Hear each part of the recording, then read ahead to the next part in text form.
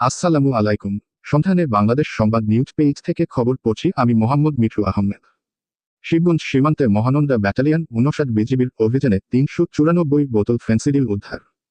মাহিদুল ইসলাম ফরহাদ, চাঁপাইনবাবগঞ্জ জেলা প্রতিনিধি। চাঁপাইনবাবগঞ্জের শিবগঞ্জ উপজেলার শিয়ালমারা সীমান্ত থেকে ৩৯৪ বোতল ভারতীয় ফেন্সিডিল জব্দ করেছে বর্ডার গার্ড বাংলাদেশ বিজিবির সদস্যরা। এ সময় কোনো মাদক ব্যবসায়ীকে আটক করতে পারেনি বিজিবির। বৃহস্পতিবার ১২ ডিসেম্বর রাত ৩টার পর ৫৯ বিজিবির অধীনস্থ শিয়ালমারা বিওপির দায়িত্বপূর্ণ এলাকায় চোরাকারবারীরা ভারত হতে আনায়নকৃত ফেন্সিডিল রাজশাহী বিভাগের বিভিন্ন এলাকায় পরিবহনের উদ্দেশ্যে শিয়ালমারা গ্রামের সৈমুদ্দিন এর বাসবাগানে বস্তায় ভরে জড়ো করে রেখেছে বলে জানায় গোপন সংবাদের ভিত্তিতে নায়েক সিব মোহাম্মদ নুরুল হুদায়ের নেতৃত্বে একটি চৈকস টহল দল সীমান্ত পিলার ১৮৭-11S হতে আনুমানিক ৫০০ গজ বাংলাদেশের অভ্যন্তরে শিবগঞ্জ থানার অন্তর্গত শাহবাজপুর ইউনিয়নের শিয়ালমারা গ্রামের মোহাম্মদ সৈমুদ্দিন এর বাসবাগানে অভিযান পরিচালনা করে আনুমানিক ভোর ৪টা ৩৫ বাসবাগান থেকে ৩৯৪ বোতল ফেন্সিডিল উদ্ধার করে। আটককৃত ফেন্সিডিল জিডি করার জন্য শিবগঞ্জ থানায় জমা করা হবে বলে জানান।